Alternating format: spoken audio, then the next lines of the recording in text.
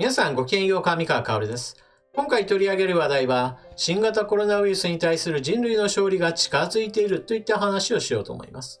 2020年はまさにこの新型コロナウイルスが地球規模で一番大きな問題でした。世界中でこの感染症が流行することによって多くの地域において経済的な打撃を受けた国々も多いですし、また感染症の流行なのですから直接的に命を奪われた人々というものも非常に多くいます。しかし感染症の流行している間、人類が何もしてこなかったのかといえばそんなことはありません。流行初期においてはどのように対策を打てばよいかよくわからないといった状況だったわけですが、現在においてはステロイド剤やウイルスの増殖阻害薬などが一定の効果が見られ、これらの薬などを併用することによって以前に比べると致死率は大幅に減少しています。そして病気にかかった時の治療薬とはまた別に、健康な人に打つことによってかかりにくくしたり、もしくはかかった場合において重症化する確率を下げることが期待できるのがワクチンです。このワクチンの開発に目処が立ち、年末から来年の初頭における接種というものが開始される段階となり始めました。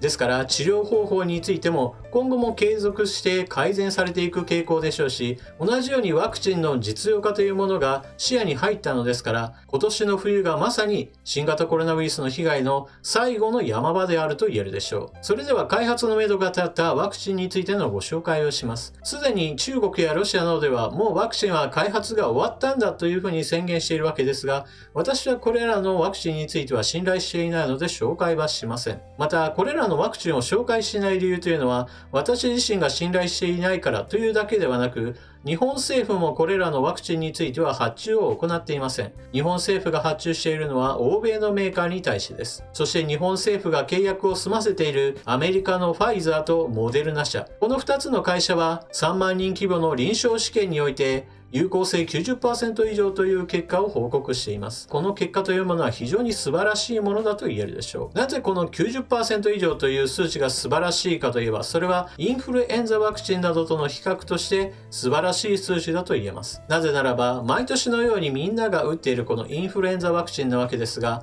有効性はおおむね50から 60% 程度だと言われています。そしてその効果期間というものはだいたい半年ぐらいなものです。これを聞いてなんだ 50%、60% 程度しかない有効性のインフルエンザワクチンをみんなは毎年受けさせられていたのかと思うかもしれませんが、それは大きな間違いで、より多くの人々が打つことによって、それによって周りの人がインフルエンザにかかりにくい状況というものが生まれれば、より多くの人々がインフルエンザにかかった人に接触する機会というのが減ることによって、これによってまさに集団免疫のような状態を作ることができるのです。ですからたとえ有効性が 50%、60% であろうとも、より多くの人々が受けるということが非常に重要なのです。なおインフルエンザは例年では日本においても1万人程度の人々が亡くなっていると言われている病気です。決して甘く見てはいけません。何しろ新型コロナウイルスの死者数というのが現在日本では2000人以下なのに対して、先ほども述べたように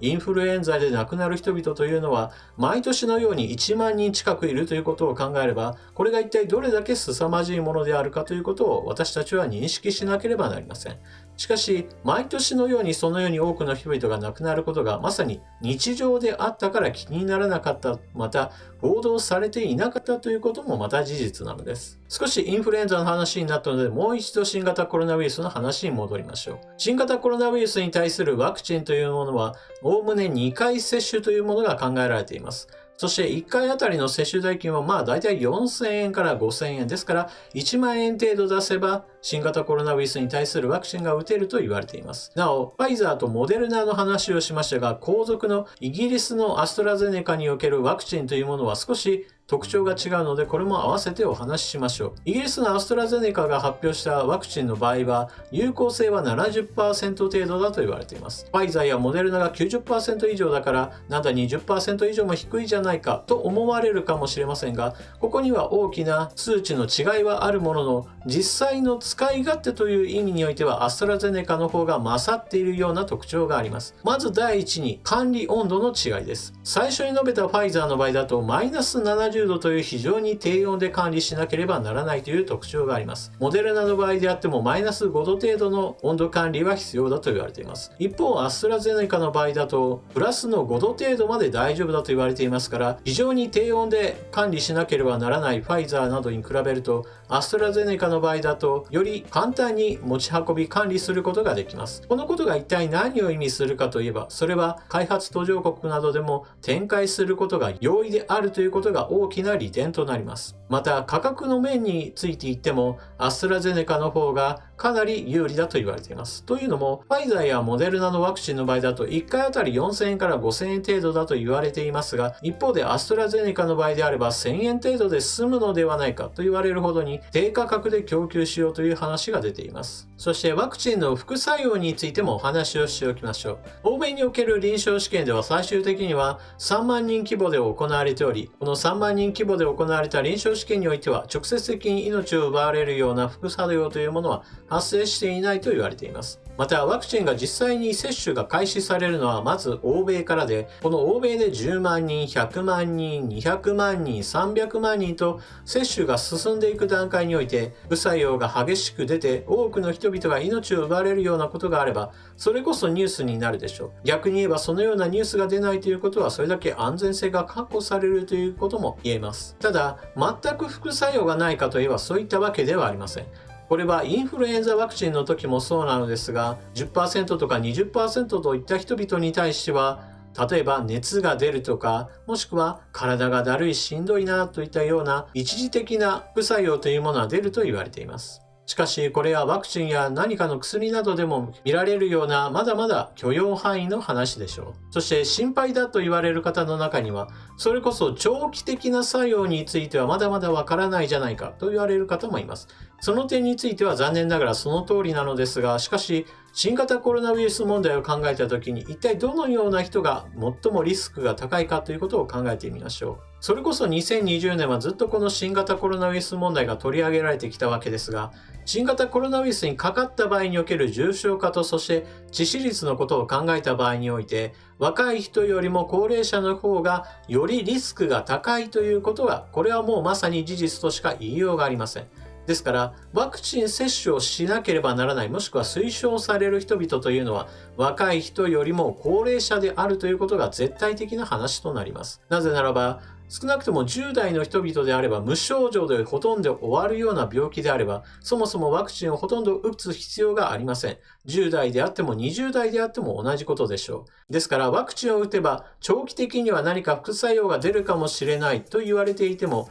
例えば80歳の人がワクチン接種を受けて20年後に何か副作用が出るかもしれませんよと言われれば、それはもうあんまり気にするような話ではないのです。ここまでは欧米メーカーのワクチンの話だったわけですが、日本においてもアンジェスがワクチン開発を進めています。日本のメーカーは欧米のメーカーに比べればはるかに格は小さいものですが、しかし着実に前進しており、来年の春頃にはある程度の結果を出せて、そして来年のまさに冬また再び感染が拡大するかもしれないなという段階においては十分な量産体制を整えられるのではないかと言われています。2020年から2021年その初頭においては欧米のメーカーのワクチンというものがまずは使われ始めるものも、2021年そして2022年へと続く時においては国産メーカーによるワクチンというものを日本人が打つことができるようになると考えられます。最後にワクチンに関するデマには注意しましょう。インターネット上においては日本政府はワクチンを全く確保できていない、日本政府は国民のことを全く考えていない、なんてひどい政府だなどといった書き込みをされる方もいますが、これは全くの間違いです。日本政府はそれこそ今回ご紹介したファイザーやモデルナ、アストラゼネカと供給契約をすでに済ませています。しかもその供給契約数というのは日本人の人口以上の回数分です。なぜそのように人口以上の数を発注したかといえば、それはどこかのメーカーのワクチンがうまくいかなかった場合というものを考えて保険として複数社へ発注していたからです。そして日本政府が契約した中にはロシアや中国のメーカーは入っていませんからご安心ください。なお新型ウイルスへの感染症対策というのは個人のレベルでできるものはやっていますし、多くの企業も取り組んでいます。この結果として新型コロナウイルスが抑えられていないんじゃないかといった具合にして叫ぶ人もいるわけですが、しかし感染症対策をしているかしていないかという差が出ているのは明らかです。というのも、新型コロナウイルスでは前年の例というものがないので、今年が抑えられていないじゃないかというその比較というのができないわけですが、インフルエンザについて言えば、毎年のように流行していた関係もあって、今年と前年もしくはそれ以前との比較というものは非常にしやすい状態になっています。今年のインフルエンザの流行というものはほとんど見られません。感染者数というものについて言っても実数は把握できませんが、しかし病院に駆け込んでいる人の数というものを厚生労働省としては把握しており、これらの数値というのは例年に比べれば200分の1から300分の1と激減しています。ですから国や企業や個人みんながみんな感染症対策をするということは結果としてしっかり出ているのですから、新型コロナウイルスの感染者数が出ていても、それはみんなが感染症対策に取り組んだ結果としてここまで抑えられているんだといった考え方をした方が良いでしょう。それでは今回の動画のまとめ。新型コロナウイルス問題というのはまさに今年の冬というものが最後の山場となるでしょう。来年においてはワクチンの供給というものが本格化し、多くの国々へと行き渡るでしょう。アメリカのファイザーやモデルナのワクチンでは少し高いかもしれませんが、イギリスアストラゼネカの開発したワクチンであれば全世界的に使用が可能かもしれませんから、全世界で使用することによって感染症の流行というものをかなり抑えられることができるでしょう。それによって多くの人々が安心して暮らすことができるようになります。今はテレビをつければそれこそ新型コロナウイルスの感染者数が増えたといった話ばかりしていて、いかにもこの問題というものがどんどんと深刻化し、そしてどんどんと長引いていくかのような印象を受けるかもしれませんが、少なくとも長期的な視点を持てばこの問題というものは今は山場であり、この時期を乗り越えればそれこそ2020年は本当に新型コロナウイルスの話題というものが多かったなという昔話にできる時というのがもうすぐ来るのです。個人でできる感染症対策として手洗いをこまめにする、そして顔を触る癖というものを意識的に抑える、くしゃみや咳をするんであれば手で受けるのではなく肘や腕を使うような咳エチケット、そして3密を避けましょう。そして換気はこまめに行いましょう。さらにはマスクは健康な人も含めてより多くの人々がつけることによって感染症の拡大を防止する効果が高まっていくといったようなこういった知識については、新型コロナウイルスがたとえワクチンによって抑えられた未来においてもその他の多くの病気に対して有効であることは明らかですから、これからも自然と多くの人々が共有する知識として根付いていくことが望ましいと言えるのです。もしもあなたが新型コロナウイルスでもういつもどこでかかるかわからないと不安で仕方ない、足がどうなるかわからない、もういつも気持ちが沈んでしまうというようなそのような心持ちであったならば、私の話を聞いていずれこの問題は改善されてくるということを未来として見据え、じゃあ今はしっかりと感染症対策に取り組みましょう、もう少し辛抱しようといった具合にして日々を乗り切っていくことが大事です。テレビなどを見てばかりでは不安を煽られるばかりですが、このような知識を持つということはまさに正しく恐れるということの大前提となるのです。皆さんは今回の話を聞かれてどのようなことを考えたでしょうか。ぜひともコメントしていってください。それでは動画を最後までご視聴いただきありがとうございました。チャンネル登録していない方はぜひともチャンネル登録を、そして動画を見終わったら評価ボタンのクリックもよろしくお願いします。それでは次の動画でまとめにかかりましょう。またね。